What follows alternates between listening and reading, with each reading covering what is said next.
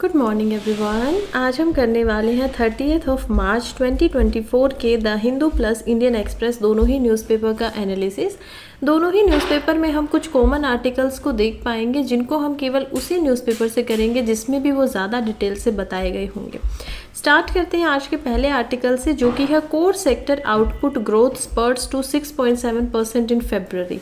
देखिए, वैसे तो ये आर्टिकल जो है वो आपका मेंस के पर्सपेक्टिव से कोई खास इम्पोर्टेंट है नहीं। हाँ, इनमें से सवाल आ सकता है कि ओवरऑल जो इकोनॉमी है और उसके अंदर जो इंडस्ट्री सेक्टर है उसका प्रदर्शन कैसा है।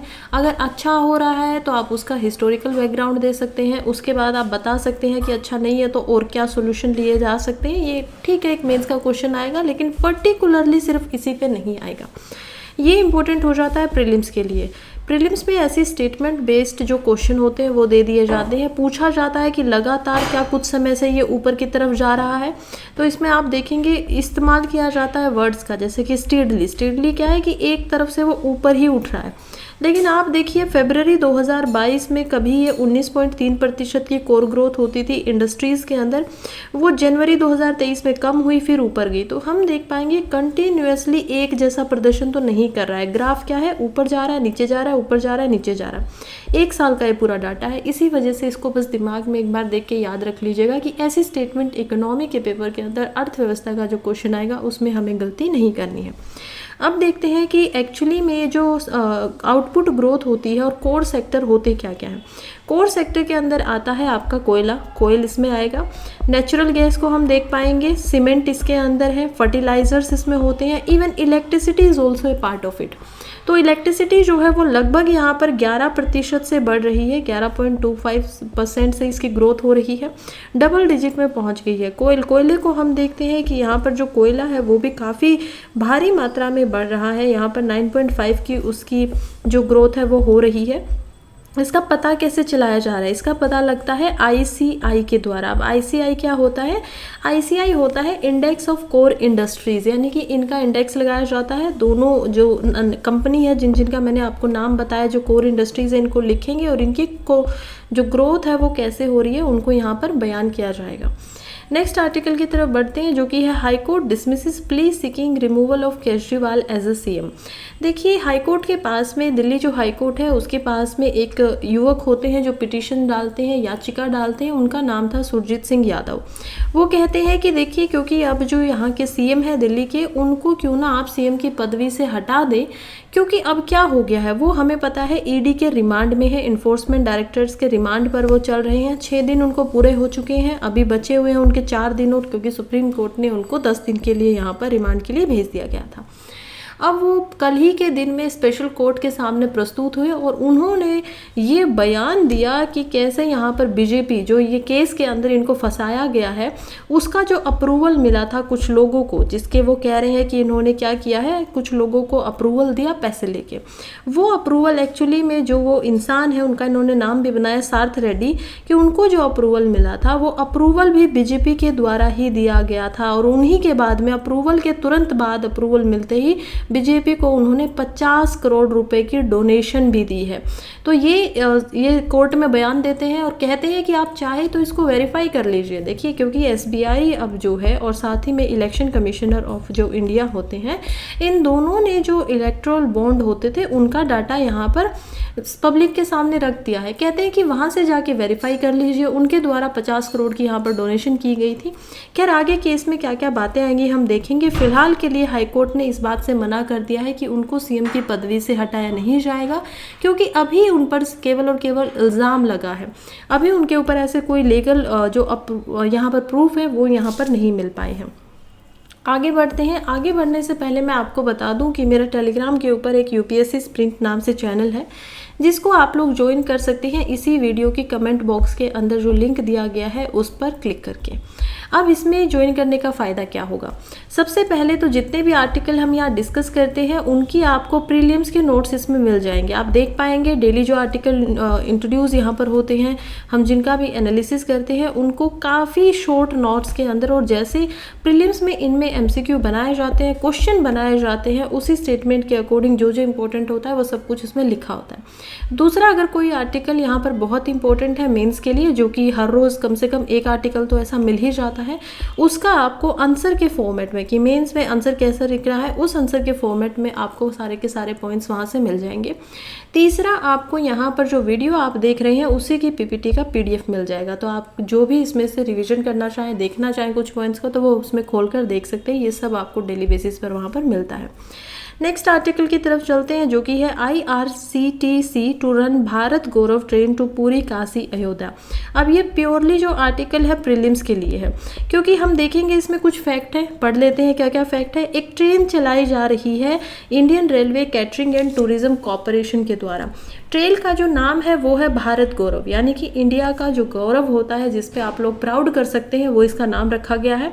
और ये जो ट्रेन होगी ये पार्ट होगी पुण्य क्षेत्रा यात्रा का। पुण्य क्या होता है कि कोई वर्चू होता है, आपने कोई बहुत अच्छा काम किया, कोई वर्चू है, गुण है, पुण्य आप कर रहे हैं।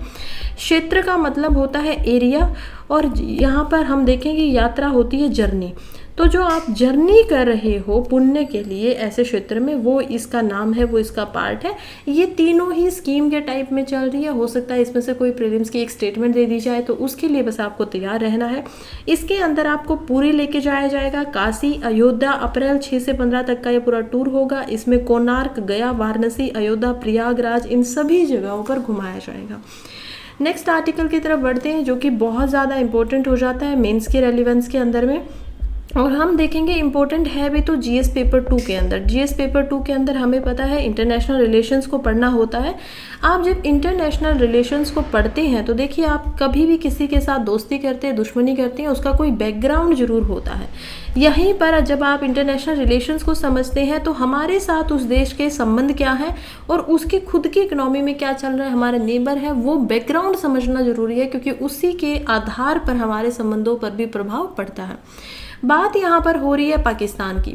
पाकिस्तान के अंदर पिछले एक हफ्ते में 3 बार अटैक हो चुका है। ये जो 3 अटैक किए गए हैं, ये किए जा रहे हैं ब्लीच लिबरेशन आर्मी के द्वारा। हम देखेंगे अफगानिस्तान में भी एक ऐसा ही समूह बना हुआ है जो कि बात कर रहा है तारीके तालिबान पाकिस्तान।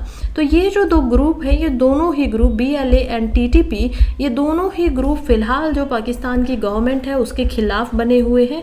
और इनका काम है कि जो बालूच का एरिया है, या फिर हम बात करेंगे जो खैबर पख्तूनख्वा प्रोविंस यहाँ पर है, उस एरिया को इनको आज़ाद कराना है। अब ऐसा क्यों हो रहा है? क्योंकि पाकिस्तान जो है वो एक सुन्नी मेजोरिटी हम देखेंगे एक स्टेट है। जो हम देखेंगे खैबर पख्तूनख्वा का वो एरिया अफगानिस्तान और पाकिस्तान दोनों ही बॉर्डर पर लगता है, और इस एरिया में ज़्यादातर जो पॉपुलेशन है वो सिया पॉपुलेशन आप देख पाएंगे। दोनों ही ग्रुप है इस्लाम के अंदर, और दोनों ही एक दूसरे की आइडियोलॉजी से इतना ज़्यादा हम बोलेंगे कि ठीक है, उनको ठीक नहीं लगता है, थोड़ा सा अपोजिट ये काम करते हैं। अब इसमें क्या होता है कि ये जो ग्रुप है, ये अभी इन्होंने क्या किया, 5 चाइनीज़ ऐसे लोग थे जिनको जो हाइड्रो प्रोजेक्ट था उसमें काम कर रहे थे, उनको लिया और सुसाइड बॉम्ब के अंदर उनकी गाड़ी में ठोक दिया गया, जिसके अंदर बहुत सारे बॉम्ब के या डिस्ट्रक्टिव मटेरियल था, जिसकी वजह से उसमें 5 के 5 चाइनीज़ जो लोग थे, वर्कर जो थे, नेशनल थे, उनकी मौत हो जाती है। उसके बाद में जो ग्वादर पोर्ट है पाकिस्तान के ऊपर, ग्वादर पोर्ट बना हुआ है, जो कि काफ़ी इंपॉर्टेंट है चाइना के लिए, क्योंकि चाइना क्या कर रहा है, CPEC बना रहा है। CPEC क्या होता है? CPEC होता है चाइना पाकिस्तान इकोनॉमिक कॉरिडोर। अब ये जो इनिशिएटिव है चाइना के बेल्ट एंड रोड इनिशिएटिव का भाग है। चाइना हमें पता है बेल्ट एंड रोड इनिशिएटिव का पार्ट बने हुआ है, उस पर काम कर रहा है, और ये जो उसका पुराना सिल्क रोड होता था एक तरीके से उसको बना रहा है, यानी कि रोड के रास्ते से वो यूरोप के अंदर मिडल ईस्ट से होता हुआ पूरे अपने संबंधों को बना रहा है। यही उसका एक पार्ट है। ग्वादर पोर्ट पे वो बहुत सारी इन्वेस्टमेंट कर रहा था। ग्वादर पोर्ट के ऊपर जब ये हमला होता है तो उसमें एक सोल्जर की वहाँ पर डेथ भी हो जाती है। इसी वजह से पाकिस्तान इसको लेके काफ़ी बुरा स्थिति में फंसा हुआ है। अफगानिस्तान जिसको वो कभी सोचता था कि तालिबान आने से वहाँ पर उसकी भलाई होगी, वही उसके अपोजिट में है। कभी वहाँ पर मस्जिदों के ऊपर हमले कर दिए जाते हैं, लोगों की बहुत सारी इसमें डेथ हो रही है। पिछले कुछ महीनों से लगातार ये जो मुद्दा है वो फिलहाल चर्चा में बना हुआ है। इंडिया का इस पे क्या स्टैंड है? इंडिया का इसके ऊपर कोई भी स्टैंड अभी के लिए फिलहाल नहीं है। इंडिया इस मुद्दे पे बात भी नहीं कर रहा है। हालांकि इंडिया की जो फॉरेन पॉलिसी है उसमें हम हमेशा शांति की बात करते हैं, पीस की बात करते हैं। चाइना का स्टैंड इसमें जानना जरूरी हो जाता है, क्योंकि चाइना जो है वो इसका दोस्त है पाकिस्तान का, और यहाँ पर चाइना की जो कॉम्प्रिहेंसिव इकोनॉमिक पॉलिसी पार्टनरशिप है उसी को तोड़ने पे इन दोनों ग्रुपों का ध्यान भी दिखाई दे रहा है। चाइना के जो फॉरेन मिनिस्ट्री की स्पोक पर्सन है लिन जियान उनका नाम है, और इनका बोलना है कि चाइना की और जो पाकिस्तान की दोस्ती है उसको कोई भी नहीं तोड़ पाएगा। हम लोगों की जो दोस्ती है वो आयरन क्लैड फ्रेंडशिप है, लोहे से भी ज़्यादा मजबूत है। और ये जो लगा हुआ है हमारे, चाहे वो इकोनॉमिक स्तर पे हो, चाहे वो हम देख पाएंगे कि जो भी रिलायंस है चाइना के ऊपर में इकोनॉमिक क्राइसिस में भी, वो सब यहाँ पर मदद की जाएगी, वो चाहे पाकिस्तान की मदद करना हो। और वो लोग दोस्त ज़्यादा, ये कोई स्ट्रेटेजिक टाई नहीं है। ये बहुत बड़ी बात हो जाती है किसी नेशन के एक दूसरे देश को बोलने पर।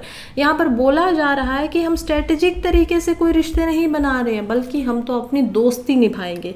खैर, यहाँ से देख के लगता है कि जो अभी तक के जितने भी उनके मुद्दे हैं, जो भी उनके उद्देश्य हैं, उनके अंदर ये जो BLA NTTP को हम देख पाएंगे। फिलहाल दोनों ऑर्गेनाइजेशन इसमें फेल होती दिखाई दे रही हैं। नेक्स्ट आर्टिकल की तरफ बढ़ते हैं, जो कि है India should lead the way on peace process, Ukraine finance minister.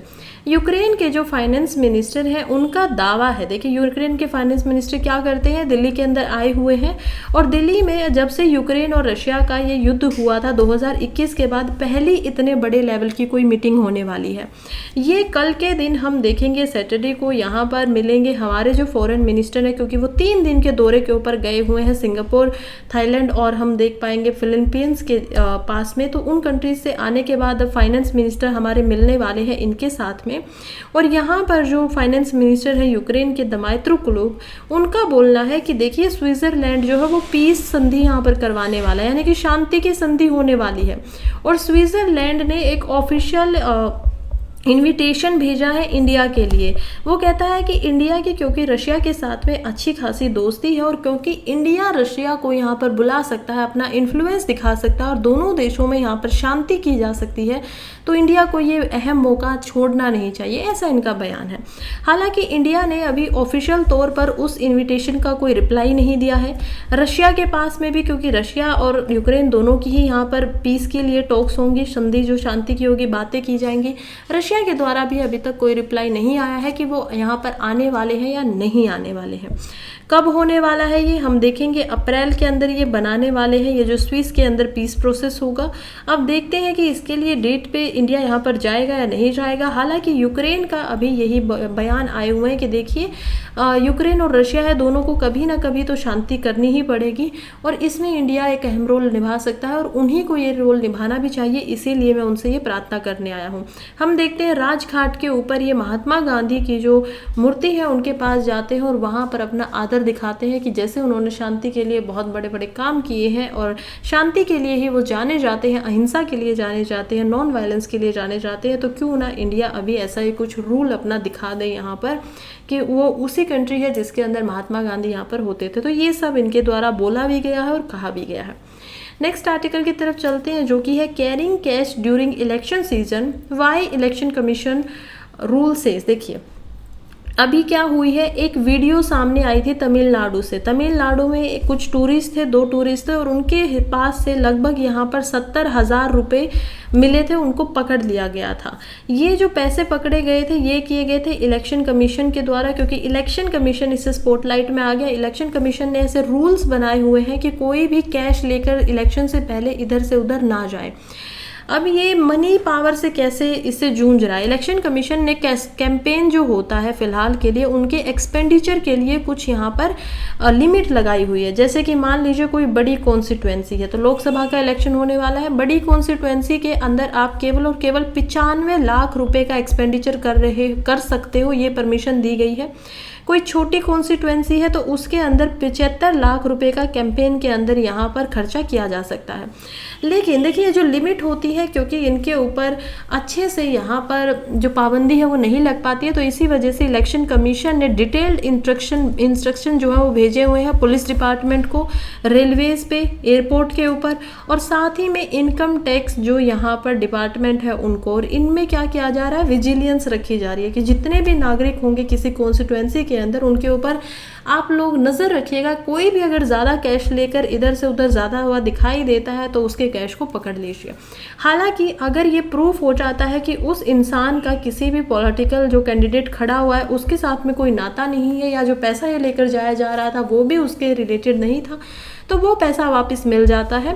उसके ऊपर कोई भी एफआईआर वगैरह भी नहीं होती है। तो रूल्स जो है वो यही कह रहे हैं कि कोई भी व्हीकल अगर कैंडिडेट का है या उसकी पार्टी से रिलेटेड है और उनके पास 50,000 से ज़्यादा कैश मिलता है, ड्रग्स मिलती हैं, शराब मिलती है, कुछ गिफ्ट आइटम मिलते हैं जो कि 10,000 से ज़्यादा से महंगे हैं, तो उनको उसी समय पे सीज कर लेना चाहिए। क्योंकि इन सब से जो पॉलिटिकल पार्टी का कोई भी कैंडिडेट है उसके जो मेंबर हैं वो वोटों को यहाँ पर क्या कर सकते हैं, इन्फ्लुएंस कर सकते हैं। नेक्स्ट आर्टिकल की तरफ बढ़ते हैं जो कि है अंडरस्टैंडिंग इंडियाज़ कोल इम्पोर्ट। देखिए यहाँ पर बात हो रही है कोयले की। कोयले का जो इम्पोर्ट है इंडिया के अंदर उसको समझना इम्पोर्टेंट है। आर्टिकल लिखा गया है अशोक श्रीनिवास, मारिया चारिवाल एंड रोहित परधवान के द्वारा। ये कहते हैं कि इंडिया की जो इलेक्ट्रिसिटी शॉर्टेज है वो दोबारा से ऊपर होने लगी है, कि इंडिया की जो पावर है उसमें शॉर्टेज होती है बार बार, और ये बार बार बढ़ क्यों रही है, राइज क्यों कर रही है, क्योंकि इंडिया में फिर से आ गया है हॉट वेदर। जो मौसम है वो फिर से गर्म होने लगा है, समर आनी शुरू हो गई है, इलेक्ट्रिसिटी एनर्जी का जो कंजप्शन होगा अब ज़्यादा होगा, लाइट जो है वो ज़्यादा इस्तेमाल की जाएगी, और इसी की वजह से जो डिमांड होती है यहाँ पर इलेक्ट्रिसिटी की वो धीरे धीरे शॉर्टेज हो जाएगी। इसका कारण क्या है, इंडिया के अंदर आज के दिन भी जो 70% इलेक्ट्रिसिटी बनाई जाती है वो बनाई जाती है कोयले का इस्तेमाल करके, और इंडिया के अंदर जितना डोमेस्टिक कोयला है वो कहीं ना कहीं इसको पूरा नहीं कर पाता है जितनी डिमांड होती है। हालांकि इसमें भी ये बोलते हैं कि देखिए इसमें भी पूर्ण सच्चाई नहीं है, मतलब ये पूर्ण सत्य नहीं है, यहाँ पर कंप्लीट ट्रूथ ये नहीं है। इंडिया की जो सबसे ज़्यादा शॉर्टेज हुई थी वो हुई थी अगस्त 2023 में, और इसका कारण जो था शॉर्टेज का, ग्रेटर इलेक्ट्रिसिटी शॉर्टेज के नाम से भी इसको जाना जा सकता है। उस समय में भी यहाँ पर हम देखते हैं समर के मंथ चल रहे थे। ये जो शॉर्टेज थी ये हुई थी 0.55% की, और उस समय पे हम देखते हैं कि 0.6 मिलियन टन ऑफ जो डोमेस्टिक कोयल था उससे इसको एड्रेस किया जा सकता था। उस समय पे भी जो कोयल माइल्स थी, क्योंकि यहाँ पर बहुत कम ही कोयले की ज़रूरत थी, लेकिन उनके अंदर 30 मिलियन टन यहाँ पर कोयला था। अब प्रॉब्लम कहाँ पे आती है, डोमेस्टिकली तो ये कंप्लीट हो सकता है, लेकिन प्रॉब्लम आती है ट्रांसपोर्ट के अंदर। आप कोयले को उससे बाहर निकाल कर भेज नहीं पाते हो जहाँ पर भी ये शॉर्टेज होती हैं। अब क्योंकि इतना अच्छा जो ट्रांजिट से रिलेटेड इश्यूज होते हैं, तो अवेलेबिलिटी जो है डोमेस्टिक थर्मल कोयल की वो कहीं ना कहीं यहाँ पर इनसफिशिएंट हो जाती है लॉजिस्टिक्स की वजह से। ऐसे नहीं वो इनसफिशिएंट हो रही है कि है ही नहीं, है चीज़ है लेकिन समय पे कहीं पे पहुँच नहीं पा रही है। दूसरा रीजन होता है मॉनसून का, जिसकी वजह से यहाँ पर कई बार क्या होता है बारिश वगैरह ज़्यादा आ जाती है। रेलवे के जो हम बात कर सकते हैं कि ढंग से कार्रवाई होनी चाहिए वो नहीं हो पाती है। कोयल जो होता है उसको एक जगह से दूसरी जगह पर ले जाना मुश्किल हो जाता है। तो ये कई सारे कारण हैं। अब जो इंपोर्ट का इश्यूज है वो होता है थर्मल कोयल से रिलेटेड। अब थर्मल कोयल क्या होता है, चलिए इसके लिए थोड़ा सा कोयले को समझते हैं। कोयल एक्चुअली में होता है 4 प्रकार का। सबसे जो बुरी क्वालिटी का होता है वो होता है पीट। पीट कोयले के बाद में हम देखते हैं कि बिटुमिनस, और बिटुमिनस के बाद में हम देखते हैं यहाँ पर आता है एंथ्रासाइट। एंथ्रासाइट जो होता है पीट के बाद आता है लिग्नाइट। एंथ्रासाइट होता है सबसे उत्तम क्वालिटी का कोयला। एंथ्रासाइट इंडिया में केवल एक ही जगह मिलता है, जो कि मिलता है जम्मू एंड कश्मीर के अंदर। अब आप सोचेंगे कि कोयला बनता कैसे है। अब कोयला कैसे बनता है, मान लीजिए कार्बोफोनियस पीरियड था, ऐसा आज तक माना जाता है कि अब तक वर्ल्ड में जितना भी कोयला है वो लगभग 350 मिलियन साल पहले बना था, और उस समय को जाना जाता है कार्बन फोरियस नाम से। अब कार्बन फोरियस क्यों, क्योंकि कार्बन जो है उस समय में ज़्यादा था और वो ज़मीन के अंदर चला गया। अब क्योंकि अर्थ इस समय पे थोड़ा सा स्वैम्पी टाइप की होती थी, दलदल ज़्यादा होते थे, फॉरेस्ट ज़्यादा होते थे, और ये जो फॉरेस्ट, ये जो दलदल था, जैसे जैसे ज़मीन के अंदर जाता गया तो प्रेशर और हीट, टेम्परेचर और जो प्रेशर है, उन दोनों कारणों से ये क्या हो गया, दोनों कारणों से ये पीट में कन्वर्टेड हो गया।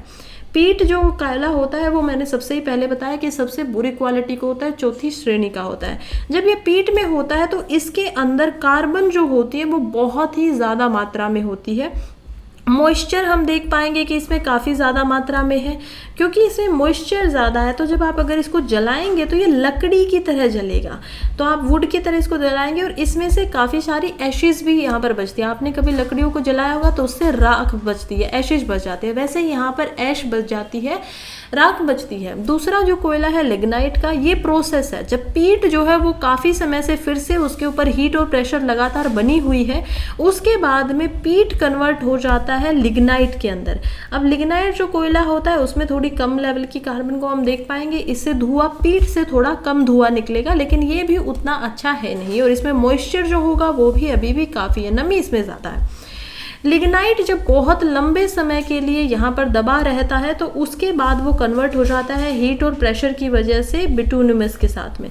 बिटूनिमस थोड़ा अच्छा होता है, इसमें कार्बन भी ठीक ठाक होता है और इसके अंदर मॉइस्चर भी कम होता है, तो ये इंडिया में सबसे ज़्यादा पाया भी जाता है। और फोर्थ होता है एंथ्रासाइट। जब बिटूनिमस बहुत सालों तक यहाँ पर ज़मीन के अंदर रहता है, हीट एंड प्रेशर लगाता है और उसके ऊपर बनती रहती है, उसके बाद में बन पाता है एंथ्रासाइट, जो कि हम देखते हैं कि वर्ल्ड में केवल और केवल जो एंथ्रासाइट है बहुत ज़्यादा 3 ही कंट्रीज़ में मिलेगा आपको। एक होता है कनाडा के अंदर, दूसरा मिलता है यूएसए में और तीसरा मिलता है ऑस्ट्रेलिया के अंदर। इन 3 देशों में सबसे ज़्यादा इसका प्रोडक्शन भी होता है और सबसे ज़्यादा इसका कंजप्शन भी होता है, इसको इंपोर्ट भी किया जाता है, बाहर में एक्सपोर्ट भी किया जाता है। इंडिया के अंदर हमें समझ में आता है कि बिटूनिमस और जो लिग्नाइट है वो काफ़ी इस्तेमाल होगा। अब क्योंकि 2 टाइप के कोयले, हम यहाँ पर थर्मल कोयले की बात करें तो एक कोयला होता है कोकिंग नाम से। कुकिंग का यहाँ पर मतलब ये मत सोचिएगा कि ये जो कुकिंग है ये एक्चुअली में खाने से रिलेटेड है। कुकिंग जो कोयल होता है उसका मतलब होता है कि इसके अंदर नाइट्रोजन वगैरह, सल्फर वगैरह ठीक ठाक मात्रा के अंदर है और ये बहुत ही बेहतर क्वालिटी का कोयला है और इसका इस्तेमाल होगा आयरन से स्टील को कन्वर्ट करने में, यानी कि आयरन और स्टील को बनाने में इसका ज़्यादातर इस्तेमाल किया जाता है। दूसरा जो कोयला होता है जो ज़्यादा अच्छी श्रेणी का नहीं है, बिटूनिमस को भी आप उसमें मान सकते हो या लिग्नाइट को भी रख सकते हो, उसको बोलते हैं थर्मल कोयल। अब ये जो थर्मल कोयल है, ये जो थर्मल कोयला है, ये इस्तेमाल किया जाता है इलेक्ट्रिसिटी को बनाने में यहाँ पर पावर प्लांट्स के अंदर। ये इलेक्ट्रिसिटी को यहाँ पर बनाता है और ये इसको स्टील वगैरह में इस्तेमाल नहीं हो सकता है क्योंकि इसके अंदर हम देखते हैं कि कार्बन की जो मात्रा है और मॉइस्चर है वो ज़्यादा है, जिसकी वजह से लोहे पर आप जब इसका इस्तेमाल करेंगे तो ये स्टील को बना नहीं पाएगा अच्छे से। ये होता है पूरा का पूरा कोयले का इतिहास काइंड ऑफ। अगर मैं आपको समझाना चाहूँ, इंपोर्ट का इशू है तो यही यहाँ पर बातें हो रही है कि जो थर्मल कोयल होता है उसको ब्लेंड किया जा सकता है, कि थर्मल कोयल इंडिया में बहुत ज़्यादा है, उसको आप ब्लेंड कर दीजिए, बाहर से कोयल मंगाइए, मान लीजिए आपने एंथ्रासाइड मंगा लिया, उसको थोड़ा बहुत % कर दीजिए। मिनिस्ट्री ऑफ पावर की तरफ से भी यही सजेशन आया है कि आपको कम से कम 6% जो है आप पावर जनरेट करें उसको इंपोर्टेड करके ब्लेंड करके बनाना चाहिए। अब ब्लेंडिंग के लिए जो है रिक्वायरमेंट है, एडवाइजरी ये दी गई है और इसको बढ़ा दीजिए। कह रही है कि इसको 2027 तक 15% करने की कोशिश कीजिएगा। हालांकि क्यों नहीं कर रहे हैं अभी भी पावर प्लांट, क्योंकि इंपोर्टेड जो कोयला होता है वो काफ़ी महंगा पड़ता है और क्योंकि उसकी कॉस्ट ज़्यादा है तो शॉर्टेज में भी यहाँ पर उसको मंगवाया नहीं जाता है। सोचते हैं कि जब इंडिया में मिल ही रहा है तो हम क्या करते हैं, 5-10 दिन के लिए वेट कर लेते हैं। ये थे इंडिया के इंपोर्ट से रिलेटेड हमारे पास कुछ फैक्ट जो कि कोयले पर इम्पोर्टेंट हो जाते हैं। नेक्स्ट आर्टिकल है जो कि है did the electoral bond scheme enable extortion. सबसे पहले इलेक्टोरल बॉन्ड स्कीम की यहाँ पर क्योंकि चर्चा में है तो उस पर हम अच्छे से समझेंगे। एक्सटॉर्शन का क्या मतलब है? एक्सटॉर्शन का मतलब होता है आप किसी को डरा कर, धमका कर और उनसे इलीगल तौर पर पैसे लेते हो, रुपए लेते हो या कोई भी फेवर लेते हो। जब हम बात करते हैं कि क्या इलेक्टोरल बॉन्ड को इस किसी तरीके के हिसाब से इस्तेमाल किया जा रहा है तो इसमें हमें कुछ चीज़ों को समझना बहुत इंपॉर्टेंट हो जाता है। जैसे कि इलेक्टोरल स्कीम खुद में है क्या, बॉन्ड की स्कीम क्या है, तो थोड़ा सा रिवीजन कर लेते हैं। बहुत बार मैं पहले भी इसको बता चुकी हूँ। इलेक्टोरल जो बॉन्ड स्कीम है वो इंट्रोड्यूस की गई थी 2017 में। अरुण जेटली उस समय पे हमारे फाइनेंस मिनिस्टर होते थे और उन्होंने इसको इंट्रोड्यूस करते हुए कहा था कि इसमें जो ट्रांसपेरेंसी है वो एक्चुअली में नहीं रहेगी। इसमें क्या होगा कि जो भी यहाँ पर डोनेशन करता है, आप किसी को मजबूर नहीं करेंगे, किसी के ऊपर सवाल नहीं उठेगा। कोई भी अगर यहाँ पर डोनेट कर रहा है, पैसे दे रहा है, तो वो जो डोनेशन की जा रही है गवर्नमेंट को वो किसी के भी सामने यहाँ पर नहीं खुलेगी, सामने नहीं आएगी। खैर ये सारी बातें होती हैं। हम देखते हैं SBI जो होता है वो इकलौता कंट्री में ऐसा गवर्नमेंट बैंक था जिसका काम था यहाँ पर कि वो जो ये बॉन्ड होते हैं उनको जो भी इनको परचेज करने आता है उनको दे सके। बॉन्ड में कभी भी किसी का कोई नाम नहीं होता था, तो उससे उसकी पहचान नहीं की जा सकती थी। सभी को बोला गया था कि उनके ऊपर कोई भी इससे बात नहीं आएगा, प्रभाव नहीं आएगा। वो अब चुपके से अगर उनको देने का मन भी है तो वो पैसा दे सकते हैं। फिलहाल इससे रिलेटेड कुछ प्रॉब्लम्स आई है, जैसे कि यहाँ पर पहला सवाल हम देखते हैं कि बहुत सारी कंपनीज ऐसी हैं जिन्होंने करोड़ों के बॉन्ड को खरीदा है, लेकिन क्या वो तभी खरीदे गए हैं जब उनके ऊपर पहले ईडी का या फिर सीबीआई के एक्शंस हुए थे। ये एक बात समझ में आ रही है जब डाटा बाहर निकल कर आता है। सुप्रीम कोर्ट के जो 5 जजेस की बेंच यहाँ पर बैठती है, जिनको हेडेड किया गया था चीफ जस्टिस ऑफ इंडिया के द्वारा, DY चंद्रचूड़ के द्वारा, और वो कहते हैं यहाँ पर कि कैसे आपका जो बॉन्ड की स्कीम है उसको ये इलीगल थी, अनकॉन्स्टिट्यूशनल है, और उसका जो भी डाटा है उसको सामने रखना पड़ेगा। जब ये एक्शन होते हैं तो यहाँ पर ये भी सामने आता है कि बहुत सारी ऐसी कंपनीज थी जिनके ऊपर ईडी या सीबीआई से पहले रेगुलेशन लगाई गई, और उसके बाद में तुरंत बाद उन्होंने काफ़ी बड़ी मात्रा में डोनेशंस की। अब सवाल ये है कि इसमें क्या हुआ, या तो आपने धमकी दी है कि आपके ऊपर कोई ईडी का चार्ज होगा, इन्फोर्समेंट डायरेक्टरेट का होगा, या आपने पहले किया है, आपने बोला है कि ठीक है एजेंसीज तो हमारे हाथ के अंदर है, गवर्नमेंट ऐसा बोलती है। तो इसी वजह से क्या कर लिया जाएगा कि हम लोग क्या करेंगे, आपका जो भी यहाँ पर आपने पैसा वगैरह लिया है, जो भी आपने काम किया है, उसको छोड़ दिया जाएगा। एक्चुअली के अंदर एक काम करो, हमारे पास आओ और हमें डोनेशन दे दो। तो ये एक बहुत बड़ी समस्या है, बहुत बड़ी एक प्रॉब्लम की तरह दिखाई दी है। दूसरा सवाल उठता है कि जो कुछ स्ट्रॉन्ग कोरिलेशन दिखाई दे रहा, कुछ कंपनीज ऐसी हैं जिन्होंने लार्ज डोनेशन दिए हैं गवर्नमेंट को, और उनके जो केसेस थे, उनके ऊपर ईडी के कुछ केसेस के, उनको यहाँ पर ऐसे कैसे छोड़ दिया गया। अब ये कहते हैं कि देखिए इसमें क्या होता है कि इन्होंने क्विड प्रो क्यू का इस्तेमाल किया। क्विड प्रो क्यू क्या होता है, एक लैटिन का ये शब्द है जिसका मतलब होता है समथिंग फॉर समथिंग, कि कोई भी चीज़ यहाँ पर फ्री में नहीं दी जाती है। अगर कोई चीज़ आप दे रहे हो तो उसके बदले में आप कुछ ना कुछ जरूर लोगे। ये है एक पूरा का पूरा रूल की तरह आप इसको देख सकते हैं कि कंपनीज खुद में भी चाहती हैं। कंपनी क्या कर रही है कि हम डोनेशन दे रहे हैं पॉलिटिकल पार्टीज़ को, खास करके जो पावर में है, गवर्नमेंट में है फिलहाल, और उसके बदले में हमें प्रोजेक्ट मिल जाए। और ऐसा ही कोरिलेशन दिखाई देता है। कुछ ऐसी कंपनीज है जो प्रोजेक्ट में पहले फेल भी हो गई, लेकिन उनको फिर से यहाँ पर प्रोजेक्ट मिल रहे हैं, नई नई कंपनी आई। दूसरा सवाल इनके ऊपर फिर से उठता है कि कुछ ऐसी कंपनीज है जो अभी भी लॉस में चल रही थी, वो खुद घाटे में है, लेकिन फिर भी वो 30-30 करोड़ रुपए यहाँ पर डोनेट कर रही है। कोविड-19 के अंदर का ये हम सिनेरियो देख पाते हैं। तो ये कैसे हो पा रहा है?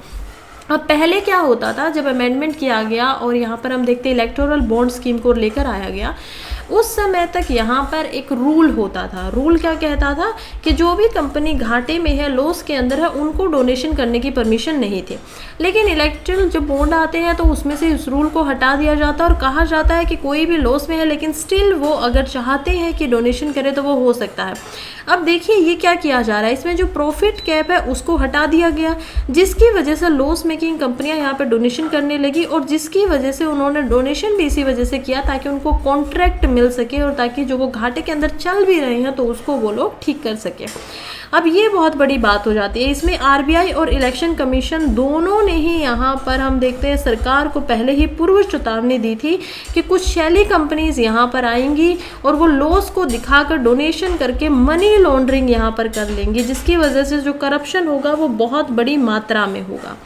खैर एसबीआई का भी मैटर आया कि कैसे एसबीआई भी क्या इसमें कुछ साथ दे रहा है, क्योंकि एसबीआई ने पहले समय मांगा था 4 महीने का सुप्रीम कोर्ट से कि हमारे पास जो डाटा है, जो बॉन्ड होते थे उसके ऊपर एक अल्फा न्यूमेरिक नंबर होता था। अल्फा न्यूमेरिक का क्या मतलब होता है, अल्फा से मतलब होता है ABCD और न्यूमेरिक से मतलब होता है 1 2 3। तो ये नंबर का ऐसा कुछ नंबर होता था जिससे पता चल सकता था कि ये बॉन्ड किसने परचेज किया है, ये बॉन्ड किसने यहाँ पर उसके अंदर डोनेशन करने के बाद में लगाया है, वापस रखा है, या इसको पैसे करवाया, कैश करवाया है।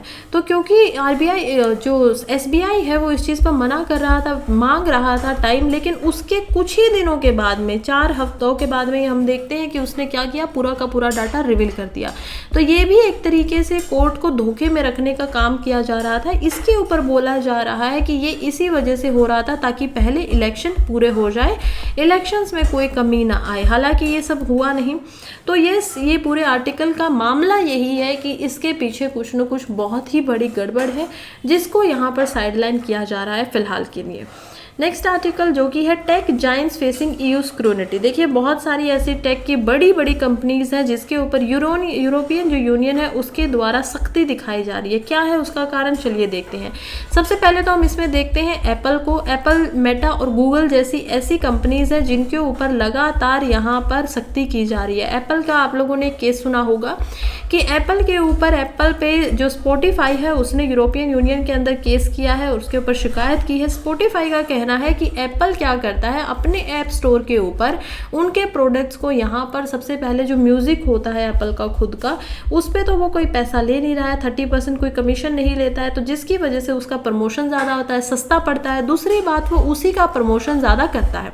अब स्पॉटिफाई के ऊपर अगर वहाँ से कोई स्पॉटिफाई पर आता है म्यूज़िक लेने के लिए, तो वो एप्पल 30% उससे मांगता है कि आप हमें 30% जो चार्ज है वो दीजिए।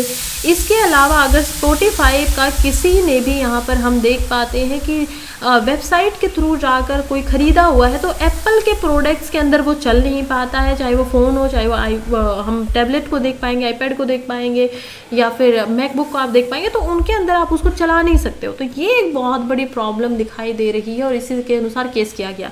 अब यूरोपियन यूनियन का बोलना है कि ये तो आप जो कॉम्पिटिशन एक्ट होता है उसके तो बिल्कुल खिलाफ जा रहे हो, ऐसा तो होना ही नहीं चाहिए। आपको दूसरों को भी जो फेयर कॉम्पिटिशन का चार्ज है वो देना चाहिए। उनके पास भी जो कंपटीशन कमीशन है उन्होंने ये बोला गया है। यूरोपियन कमीशन बना हुआ है डिजिटल के ऊपर, हम देखेंगे डिजिटल मार्केट एक्ट उसमें बना हुआ है डीएमए के नाम से, और उसी में यूरोपियन कमीशन जो है मार्च 25 को नॉन कॉम्प्लायंस इन्वेस्टिगेशन शुरू कर देता है एप्पल, मेटा एंड गूगल के ऊपर। अब इनके जो पेरेंट है उसका नाम है अल्फाबेट, यानी कि एक कंपनी जो है। हम देख पाएंगे कि कुछ रूल्स हैं। मेटा के खिलाफ क्या रूल्स लग रहे हैं, मेटा के खिलाफ यानी कि जो पहले फेसबुक के नाम से आप इसको जानते थे, मार्क जुकरबर्ग का ये होता था, इंस्टाग्राम का, अब ये मेटा के नाम से जाना जाता है। और इसमें क्या बोला गया है कि मेटा में कुछ ऐसी कंट्रीज़ हैं जिसमें हम देख पाएंगे स्विट्ज़रलैंड, सिंगापुर जैसी कंट्री, थाईलैंड जैसी, जिसमें वो बोल रहे हैं कि अगर आप हमसे ऐड के लिए खरीदेंगे तो आपका जो यूज़र होगा वो बिना ऐड के चलाया जा सकता है। यहाँ पर कोई प्रॉब्लम नहीं है, आप ऐप को चला लीजिए, ठीक है। लेकिन अगर आप उसको नहीं खरीदते हो तो आपको पर्सनलाइज्ड ऐड मिलेंगे। अब इस पर फिर से केस हो रहा है कि देखिए कोई यूज़र चाहता ही नहीं है, उससे कंसेंट लिया ही नहीं जा रहा, वो नहीं चाहता है कोई भी ऐड देखना, कोई भी पर्सनलाइज ऐड रखना। ये भी प्रॉब्लम है। अगेन ये अगेंस्ट जा रहा है यूरोपियन यूनियन के। तीसरी बात करते हैं, गूगल को क्या परेशानी हो गई है। गूगल पे एक्चुअली में हम देखते हैं कि इंडिया का जो कंपटीशन कमीशन है वो भी मार्च 15 से प्रोब कर रहा है। एक ऑर्डर दिया गया है कि वो भी जो प्ले स्टोर है गूगल का, उसके अंदर बहुत सारे ऐसे कॉम्पिटिशनल के अंदर लो है हमारे कंपटीशन कमीशन के अंदर, जिनको तोड़ रहा है, कानूनों को तोड़ रहा है। खैर अभी देखते हैं कि इसके ऊपर नॉन कंप्लायंस कंप्लेंट क्यों दी गई है। अगर ये साबित हो जाती है कि उन्होंने इन कानूनों को तोड़ा है तो उनको जितना प्रॉफिट वो वर्ल्ड वाइड कमाते हैं उसका 20% तक का यहाँ पर यूरोपियन यूनियन को एज ए जुर्माने की तरफ देना पड़ेगा। अगर वो बार बार एक ही काम को कर रहे हैं, एक ही गलती कर रहे हैं, तो उसके बाद हम देख पाएंगे कि उनको अपना कुछ परसेंट ऑफ जो भी उनका पूरा का पूरा व्यापार है उसको भी बेचकर एज ए जुर्माने की तरह यहाँ पर देना पड़ेगा। तो बहुत बड़ी ये बात हो जाती है, बहुत बड़ा ये जो पैसा भी है, 20% इज़ नॉट, ऐसा कोई छोटी मोटी रकम नहीं होगी इतनी बड़ी कंपनीज़ की। जब हम देखेंगे तो ये एक बहुत बड़ी मात्रा में इम्पैक्ट करने वाला है इन कंपनीज़ को, ये यहाँ से देखा जा सकता है। नेक्स्ट आर्टिकल की तरफ बढ़ते हैं जो कि है eradication of TB remains a decent goal as systematic challenge persist. देखिए टीबी के ऊपर बातें हो रही है। इंडिया में बताया गया है कि देखिए वर्ल्ड का जो 24 तारीख को 24 मार्च था, उस दिन वर्ल्ड का टीबी डे मनाया जा रहा था और उसी में जो सर्वाइवर है उन्होंने कुछ एडवाइजरी निकाली कि कैसे इंडिया में ये प्रॉब्लम है। हालांकि इंडिया में ये माना जा रहा था कि 2025 तक टीबी को कम्प्लीटली लेवल पर यहाँ पर ख़त्म कर देना है, लेकिन वो होते हुए, वो जो गोल यहाँ पर रखे गए हैं वो होते हुए दिखाई नहीं दे रहे हैं।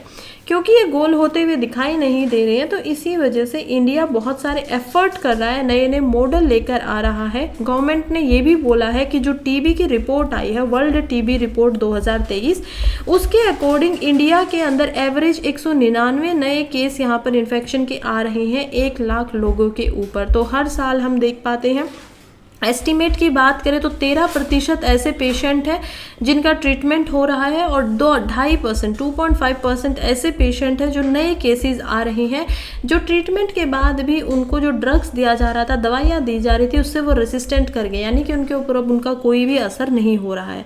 इसी वजह से जो करंट बायोमेडिकल स्ट्रेटजीज़ हैं वो लगी हुई हैं कि कैसे इन्फेक्शन को रिड्यूस किया जा सके, कम किया जा सके, वैक्सीन बनाई जा सके। लेकिन इसमें से जो सबसे बड़ा कारण है वो यहाँ पर है अंडर न्यूट्रिशन का। जब पोषण की कमी कम हो जाती है पॉवर्टी की वजह से, गरीबी की वजह से, वो सबसे ज़्यादा बड़ा कारण बन जाता है टीबी का लोगों के साथ में। 34 से 35% ऐसे अडल्ट हैं इंडिया के अंदर जो यहाँ पर केसेस एनुअली टीबी के मरीजों में उनकी गिनती हो रही है, और उसका कारण ही ये है कि उनको कुपोषण हो चुका है, उनको न्यूट्रिशन प्रभुर मात्रा में नहीं मिला है। इसको ख़त्म करने के लिए दवाइयों का तो इस्तेमाल होता है। जो मेन जो यहाँ पर दवाई इस्तेमाल की जाती है वो होती है राइफामेपिसिन। जो राइफामेपिसिन है ये भी अब लोगों के ऊपर काम करना, कुछ लोगों के ऊपर ये काम करना कम कर चुकी है क्योंकि रेसिस्टेंस यहाँ पर हो जाती है। न्यूट्रिशन सपोर्ट करना बहुत ज़रूरी है, लोगों को यहाँ पर पोषण देना बहुत ज़रूरी है, तभी हम देख पाएंगे कि कुछ अच्छा रिजल्ट इससे निकल पाएगा। इसके अलावा जो प्रॉब्लम है वो कंपाउंड हो जाती है अगर डायग्नोसिस टाइम पे ना किया जाए। अगर आपने समय के ऊपर इसकी जांच नहीं की गई है तो जो समस्या थी वो बढ़कर कई गुना ज़्यादा हो जाएगी और उसको ठीक करना बहुत मुश्किल हो जाएगा। यहाँ पर जो डेथ होती है टीबी के अंदर ज़्यादातर, उसका भी कारण होता है अंडर न्यूट्रिशन, कुपोषण उसका बहुत बड़ा कारण है, और वो भी पहले 2 महीनों के अंदर ही हो जाती हैं जितनी भी डेथ होनी शुरू होती हैं। तो इसी वजह से जितने लोग बचे हुए हैं उसके अकॉर्डिंग यहाँ पर गवर्नमेंट भी इस चीज़ पे काम कर रही है, और लोगों को जिनको भी टीबी है उनको मंथली 500 रुपये उनके बैंक अकाउंट में डायरेक्ट ट्रांसफ़र किए जाते हैं पीएम टीबी मुक्त भारत अभियान के द्वारा, कि वो न्यूट्रिशन पे थोड़ा ध्यान दे, खाना अपना ले सके। टीबी जो बच्चों में है वो बहुत बड़ी प्रॉब्लम है। इंडिया के अंदर अप्रोक्सीमेटली 31% जो टीबी के पेशेंट हैं, बच्चे, चिल्ड्रन जो होते हैं वो केवल और केवल भारत में पाए जाते हैं। पूरे वर्ल्ड में अगर 100 है तो उनमें से 31%, बहुत बड़ी ये मात्रा है। तो इसी वजह से जो पेशेंट्स हैं वो बहुत ज़्यादा जो सीवियर अंडर न्यूट्रिशन इसमें काम कर रहे हैं उनको सामने आना पड़ेगा और उनके न्यूट्रिशन के ऊपर इसमें काम करना पड़ेगा, क्योंकि एक ये बायो सोशल एक प्रॉब्लम है, यानी कि बायोलॉजी में तो बीमारी हो ही रही है, उसी के साथ में सोसाइटी से भी एक स्टिग्मा मिल जाता है, कलंक लग जाता है ऐसे लोगों के ऊपर जब वो ऐसे काम करने लगते हैं। तो खैर इन चीज़ों पे इंडिया को सामने आकर अपनी नई स्ट्रेटजी जो है वो अपनानी चाहिए, जैसे कि अगेन न्यूट्रिशन का इसमें ध्यान रखा जाना चाहिए, फैमिलीज़ तक अवेयरनेस पहुंचाई जानी चाहिए। डायग्नोसिस जितना जल्दी होगा उतनी ही जल्दी बीमारी जो है वो ख़त्म हो पाएगी। ट्रीटमेंट ठीक से मिलना चाहिए, केयर जो है हॉस्पिटल के अंदर चाहे साइकेट्रिस्ट केयर क्यों ना हो, ये सारी की सारी जो केयर है वो उनको टाइमली दी जानी चाहिए, सो दैट वो अच्छे तरीके से अपना जो भी काम है वो सारे के सारे यहाँ पर कर सके और टोटल तरीके से ठीक जल्दी से जल्दी हो सके। खैर यहीं पे आज हमारे जो दोनों न्यूज़पेपर हैं वो ख़त्म होते हैं। जो भी यहाँ तक अभी तक बना हुआ है, thank you so much. Video अगर पसंद आई हो तो वीडियो को लाइक कर दीजिए, चैनल को सब्सक्राइब कर दीजिए, और इसके अलावा अगर आप चाहते हैं कि मैं और अच्छी वीडियो बनाऊँ तो चैनल पे कमेंट भी कर दीजिए। खैर अभी चलती हूँ, कल फिर से मिलेंगे, तब तक के लिए पढ़ते रहिए, आगे बढ़ते रहिए। All the very